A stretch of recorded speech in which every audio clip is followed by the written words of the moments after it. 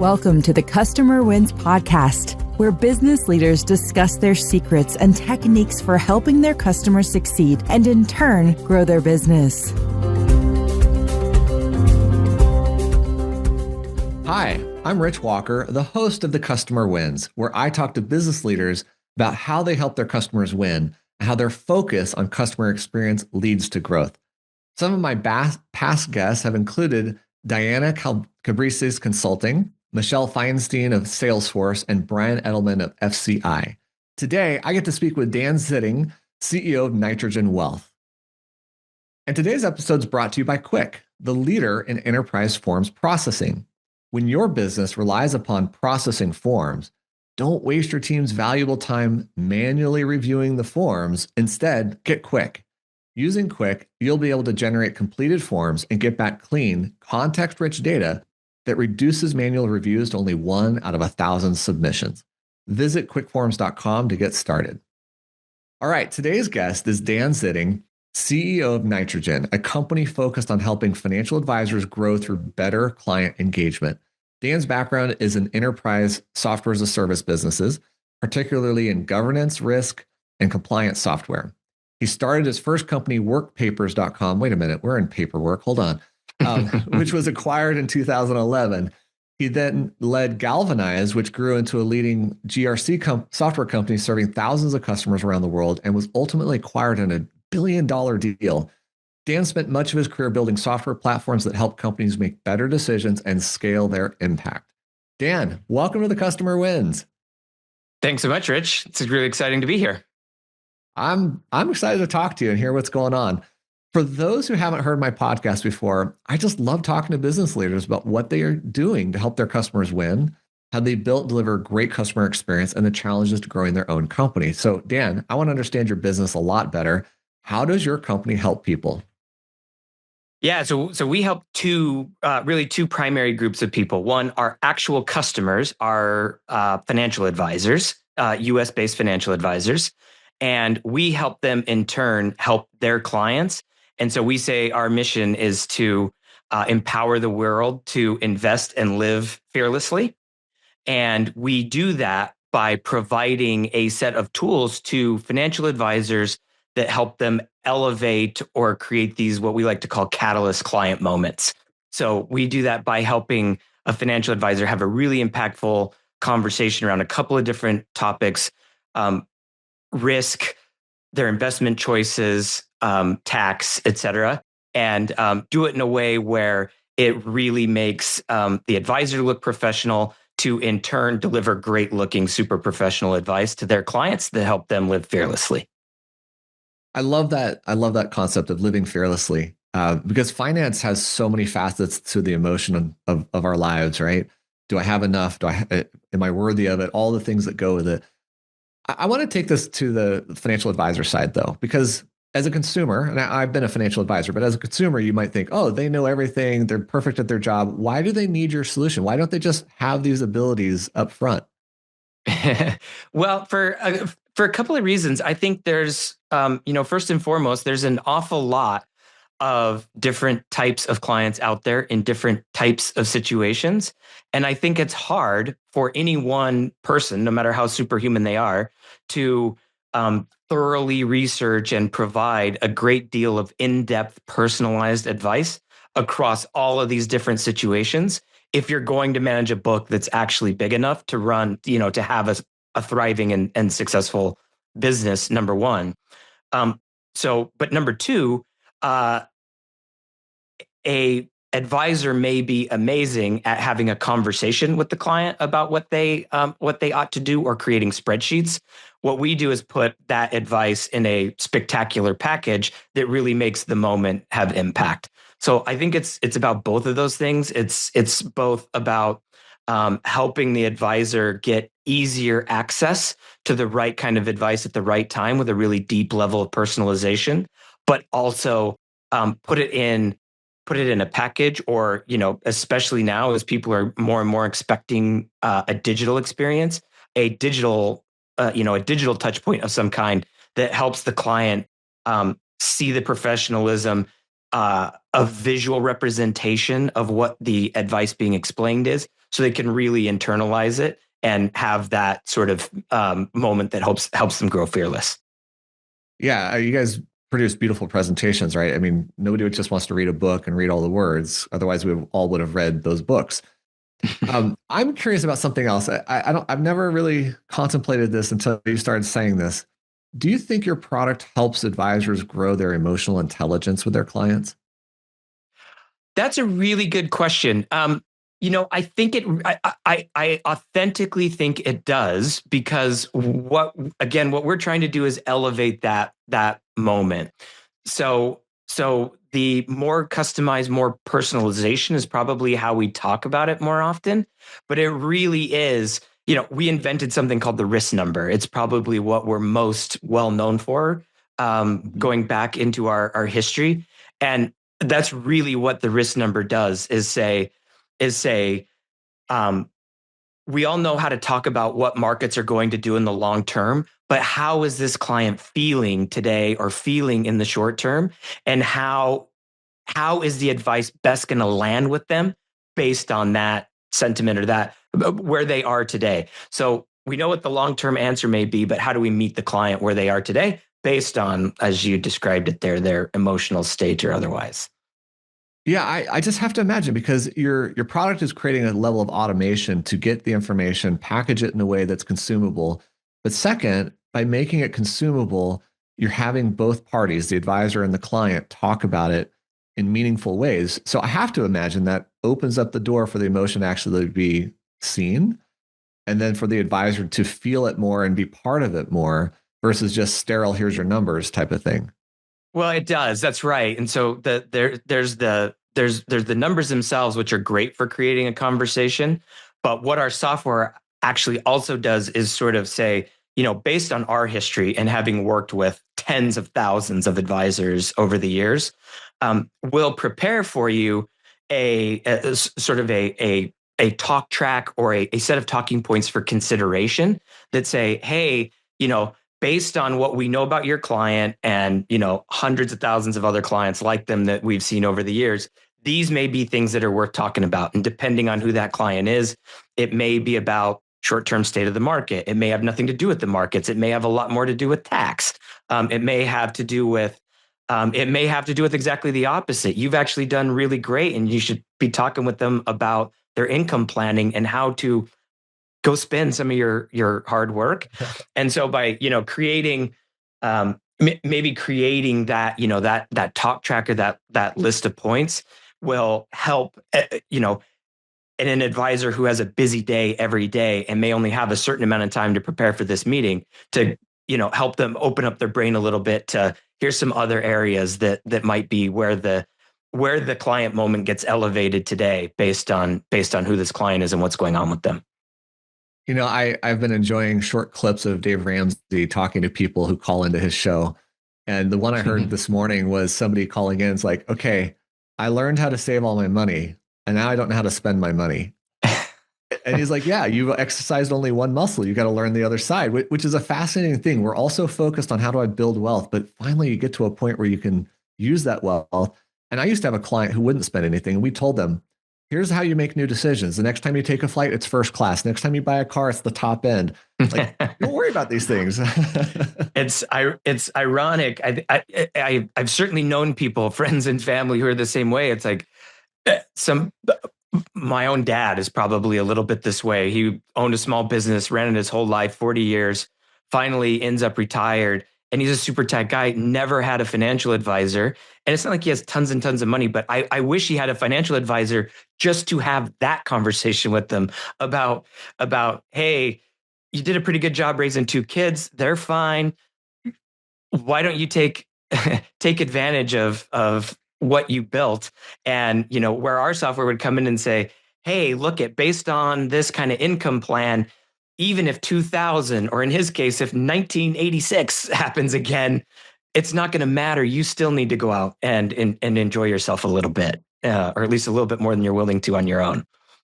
You know what? I shouldn't speak so much for my mom, but she did exactly that a year ago. She got an advisor finally. And she went from this, I don't know if I have enough, to the advisor like, well, you're set. Like you've done it. She now has this confidence, and she doesn't just shop at thrift stores anymore, which has been her like favorite hobby forever. Now she's like, well, I deserve that. I can buy that now. Your mom became fearless. So that's what we Right? that's what we aspire to. So now I'm curious if her advisor used your product or not. Let's let's talk a little bit about your product, but I want to talk about it from a different perspective. So I had the pleasure of having Aaron Klein on the show the month Riskalyze became Nitrogen. Mm-hmm. So I want to know from your perspective, you've taken over that role, his role. How has rebranding the company affected perception, affected product, affected what you're doing? Because I know you guys had intention for doing the rebrand, but what is reality and how has it felt to you guys and your customers? Yeah, it's a really good question. So as you mentioned, Aaron Klein is my predecessor and the founder CEO of the business. And so I inherited that rebrand. When I met the company, it was already called Nitrogen. But I'd been through a rebrand once in my past life. And what I saw here was a little bit different and a little bit unexpected, frankly. I think what the original intention of the rebrand was, we were formerly known as Riskalyze, and what people thought we did was we took a risk questionnaire from the client that you could file in your CRM so that you had evidence of having done due diligence with the client and that sort of thing. The reality is that the system does that, but it's not really the value. The value actually comes from the conversation, the elevated moment with the client, and the fearless client being one that are either a more fearless prospect who actually comes on board with you, or a client that continues to live fearlessly and thus stays with the business. And we had a whole bunch of other tools that helped encourage that. So the principle of the rebrand was to become Nitrogen. Nitrogen being a term that's associated with it. It's an element that's used in fertilizer, helps plants grow. It's an element that's used in making explosives, explosive growth, all of these sorts of things. And the idea is that we were going to associate ourselves with, rather than just being a risk tolerance tool, being a growth platform. Nice. Now, all of that is background. What I would say is it took us some time and probably some missteps on our part to really begin to take any advantage of that. Our clients, what we did was very descriptive of what they knew us for. It was very clear to their clients when they asked them to take a risk questionnaire that it would be this company Riskalyze that they do it with, et cetera. And I would say, we tried to do a lot of things at once, and we probably hadn't yet delivered on the full promise of what Nitrogen was going to be, this expanded set of tools for growth. At the same time, obviously a rebrand is disruptive to our customers and disruptive to the way they work.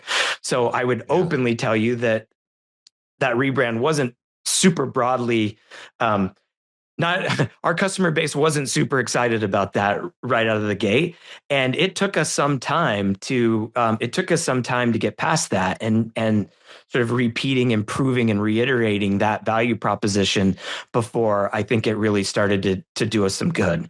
And so, all that to say, here we are now. It's 3 years later, almost 4 years later, something to that effect. Since we've done that 3 years later, and I'd say, we have a big customer conference coming up. We're talking about it as almost kind of the re-coming out party of Nitrogen, because we have recently launched new products that are around creating fearless moments around tax, creating fearless moments around income planning, not just risk tolerance.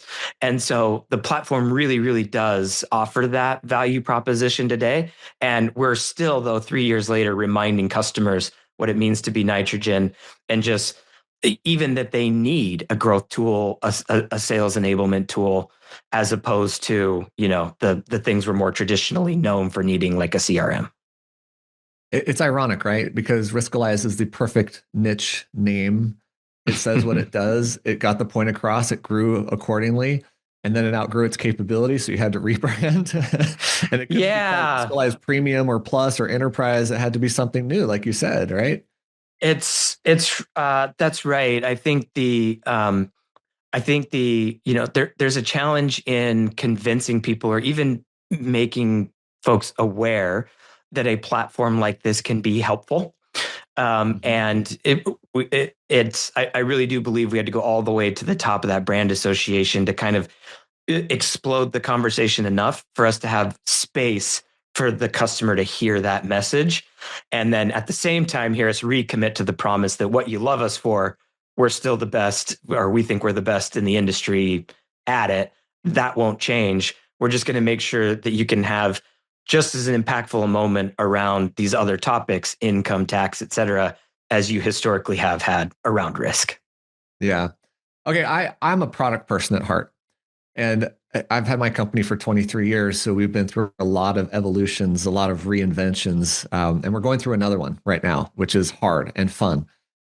Did you guys, from a product standpoint, have to rebuild from the ground up? Did you reimagine everything that the product was and should be? Is that why it took a few years, and is that where you are? Yeah, it was. I think we did it with an intention of more expanding the product than reinventing it from the ground up. And while we were in the midst of that, there was also a little technology transformation that came along called large language models and the real takeoff of AI. The two things combined did motivate us to go all the way back to the drawing board and in a lot of ways rebuild the value of the platform from the ground up and based on sort of an AI first mentality. And that's really what we're rolling out now. So not only our historical and heritage products around risk, but all of our new products are AI forward and use that capability to fundamentally change the breadth of insight we can find, but B, the amount of just workflow and clicking that we can eliminate that did take in effect a full step backwards to get really back to where we wanted to be going. Yeah, that's the hard part with product, is that one step or two steps backwards to get where you want to be, because you're backing out of a maze that had a dead end, so to speak. But to build up, especially with AI first principles, to build up properly, it's so much value in doing that. So Dan, I'm curious about something. I mean, you guys are known for the risk number and being a risk questionnaire. What has AI done for that? Well, yeah, so that's a great question. So off the bat, so right off the bat, the first task that we took on to really shift was, hey, if the clients filled out a questionnaire, the obvious question is, this is where they need to be, or this is what they need to have. How do I compare that to where they are today? And that has historically taken, I need to create some kind of connection, have them log in, have them do a login to their brokerage platform and connect it that way. Or I needed to manually key in their statements, those sorts of things. AI has changed that to where, hey, if you can share a brokerage statement with us, we'll have your entire portfolio in a matter of a couple of minutes, so that we can compare where you are today. So that ability to ingest and automate the creation of portfolios from documents was a big part of where we started. And we said, now that we've done that, that was a big chunk of workflow and friction that we've eliminated. Where else can we go do that? And now we're in the process of we've nearly transformed all of that. We'll be excited to be announcing sort of agentic capabilities for the whole way along the chain. So for example, at the far end of the spectrum in the future, does the client even necessarily need to take a risk questionnaire or fill out a form? Maybe instead, in our meetings tool, you just have a conversation with that client, lead them down the path of the discussion that needs to be had to assess the risk tolerance, and bam, you have their risk number. So it's those kinds of things where AI can just do so much processing on behalf of us humans that we can take that we can take sort of the manual clicking out, or even more importantly, that we can do stuff in a more intimate setting where I'm guiding you by voice and using the power of me being an advisor to guide you through that conversation the most effective way to get the risk number that's just right. as compared to the one you filled out on a form. So look, I have this kind of weird interest, and maybe this is why I'm asking this type of question. I'm wondering when people are using AI to judge sentiment, judge underlying behaviors of people, like watching them facially or reading their transcripts and hearing tone or other things that, just answering a survey doesn't necessarily provide. And I'm wondering, I mean, you guys are in the position to potentially do this. Is this something that's interesting to your firm? It's interesting to our firm in the sense of we want, as long as we're making it a superpower for the advisor, to be exceedingly clear, is we don't think the computer does this well, at least not today. And I don't know if ever, but today, as powerful as AI and large language models are, I think we need to be careful about assuming, especially in a topic as complex as financial planning, that the computer on its own can do it with the client. So we believe that we are a big lift to sort of the editing layer of the advisor to make sure you can go, yep, that's what I heard. Yep, that's what I heard. Actually, you know what large language model you couldn't do was see the expression on their face when they said that. Here's a little bit of here's a little bit of a tweak to my notes there. So that's where we believe the power is. So help the client get deeper, or help the advisor through an automated way get deeper, more impactful sentiment analysis, but not that ever passes beyond them without their sort of review of the situation, if that makes sense. No, it totally does. I met with, I was at a social event. I met a radiologist, a doctor radiologist who had his own practice, had like 1,000 people working for him. And my wife is also a nurse, and so she's in the medical field. And there's a lot of people upset in radiology where AI can detect cancer and read charts better than anybody else can. And so I asked him, like, do you think AI is going to put these radiologists out of business? He's like, are you crazy? He's like, okay, so first of all, there's more people aging than ever before. So there's going to be more need for scans. And if we make it cheaper, more people will get the scans and we'll solve more problems up front and we'll help them earlier. And he said, too, do you think anybody wants to hear AI tell them they have cancer? You want a person to be there with you, right? And I think the same way. I mean, this whole idea of AI taking over what humans do best is never flying with me, but I'm so interested to see how far we're going to go. It doesn't fly with me either, not for a minute, with one caveat. And to me, the caveat is the radiologist that won't use AI and is going to read the scan themselves. That, to me, is going to go away. And I think with financial advisors, it's, I don't know if it's quite that threatening, because like you said, it's not exactly the same situation where the computer for sure does it better, like reading radiology scans. But I do think it's a big parallel to say the high quality advisor is going to be the one that can use these tools. But like you said, it means that more people can have an advisor, more people can be positively impacted by an advisor. And, surely as we all get more productive in AI, if you're the optimist I am, AI lifts all boats, more people can afford a financial advisor and have wealth to manage. So I'm a big believer in the parallel between those situations. Yeah. And I think everything's going to have a higher quality to it because the AI absolutely so much. Yeah, absolutely. Okay, so Dan, you may have already said it without me knowing this. I'm curious, with all the new stuff that Nitrogen's doing, what are you most excited about? Like, what product or feature gets you super excited and you can't wait for people to play with? So there's a few things. One is I can't wait for people to feel the power of this agentic workflow. Just I know that's super buzzwordy, but just the way I prepare for, gather data for research, and have a impactful client meeting is just so much easier and so much more powerful. I'm super excited about that.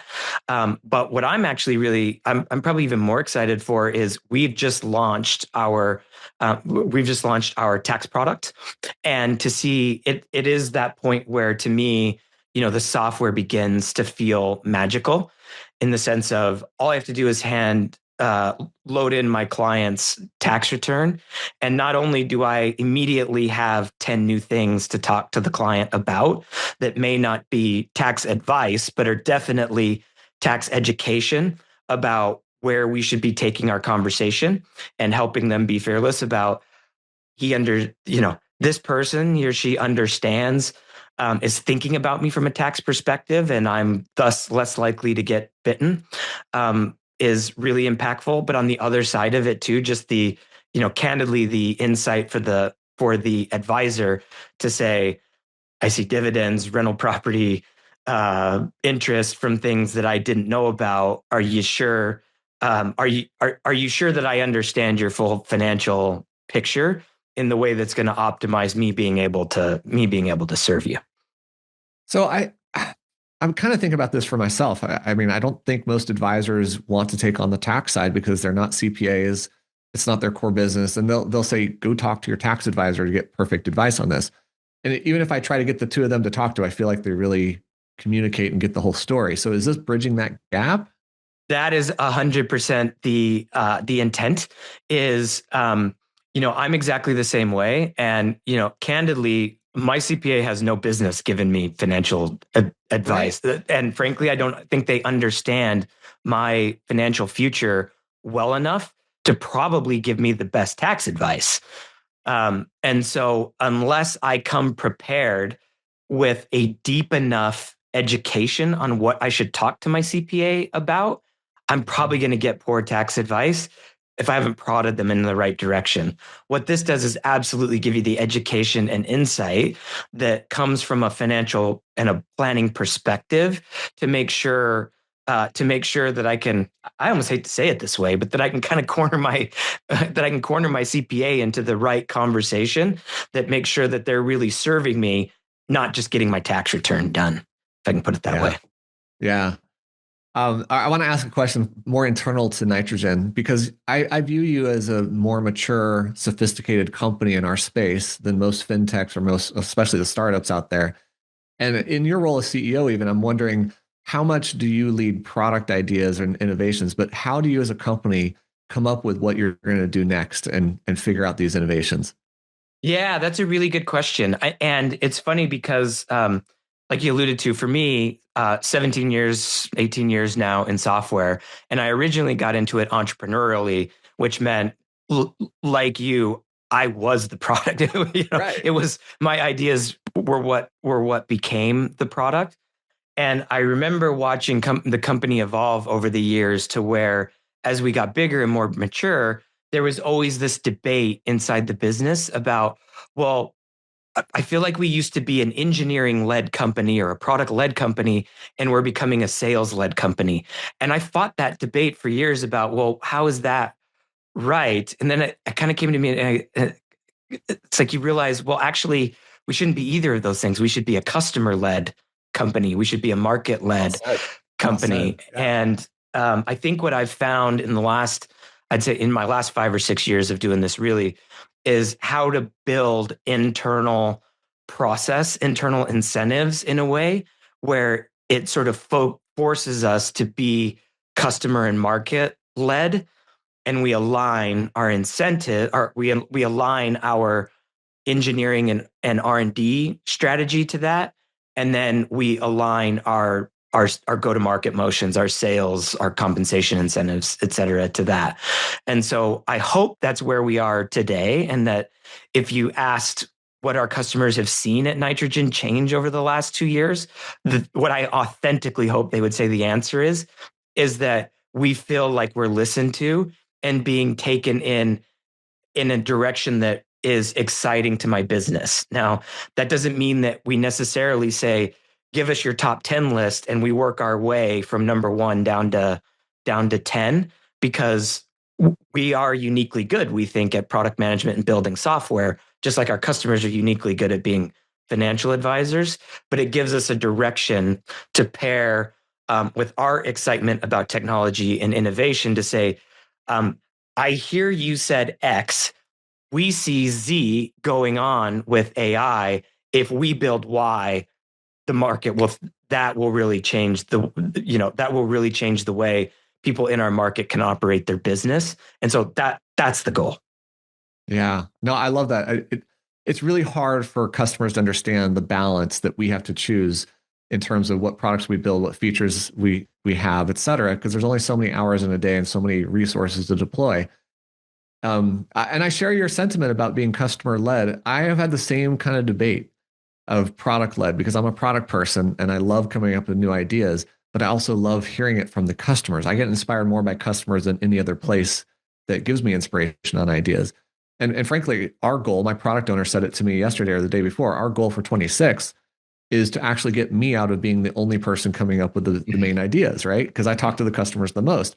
The whole company brings ideas to the table all the time, and we want to centralize that and say we are 100% customer led on how we decide on product ideas. It's a big challenge.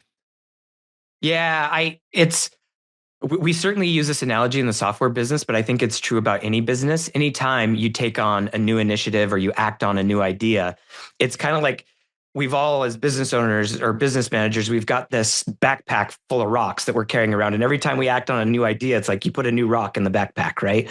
And it's a lot easier to put new rocks in than take rocks out, so to speak. Yeah. And having built a much larger software company in the past, what I found was some of the ideas that I was really excited about when we were 500 customers felt like small rocks. But once we were 15,000 customers, they were really big rocks that turned out to be a really bad idea.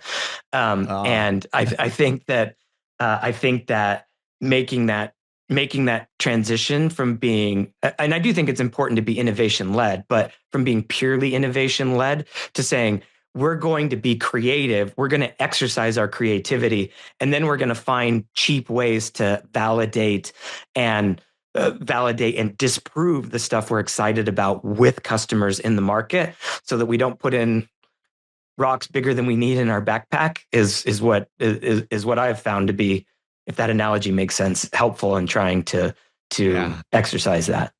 Oh man, the first between 6 and 8 years of my company, we produced product because it was cool and fun, not because people would buy it. And I can't tell you how much time we wasted and how much we lost an opportunity by not having products people were willing to pay for. Hear, hear, my friend. Yeah.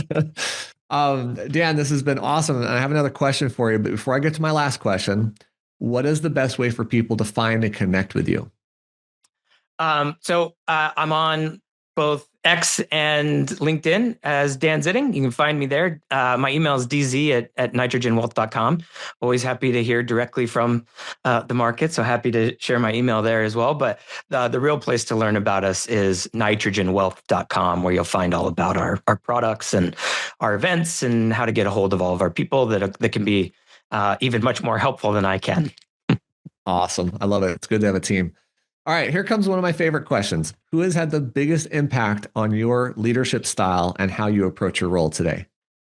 It's a really good question, and I think I may have to take that one maybe in two parts. But surely the answer to that is I brought him up earlier. My father owned. I grew up in a small town. My dad owned the little retail hardware store in town.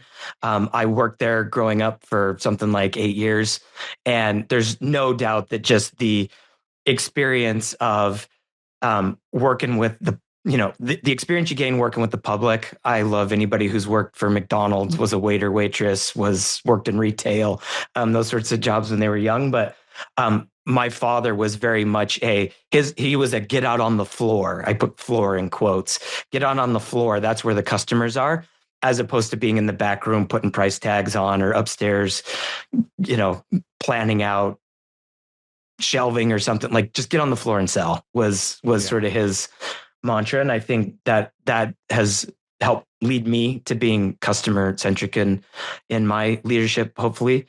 But I would add to that too, the other person, I spent almost 10 years building a company called Galvanize with a partner, a woman named Lori Schultz.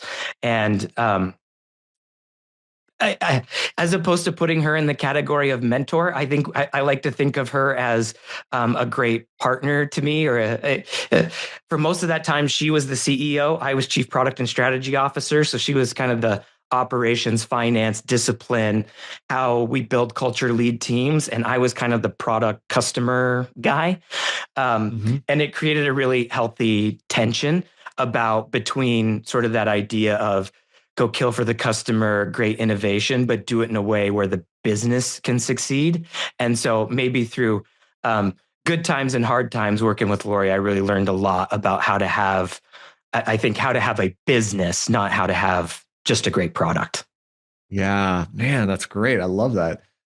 Man, I hate to wrap this up. I've really enjoyed talking to you, but I want to give a big thank you to Dan Zitting, CEO of Nitrogen Wealth, for being on this episode of The Customer Wins. Go check out their website at nitrogenwealth.com. And don't forget to check out Quick at quickforms.com, where we make processing forms easy.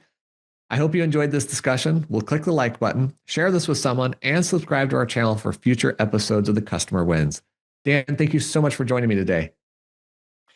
Rich, it was super fun. And as a company, Quick, as I understand it, we use Net Promoter Score to measure customer happiness.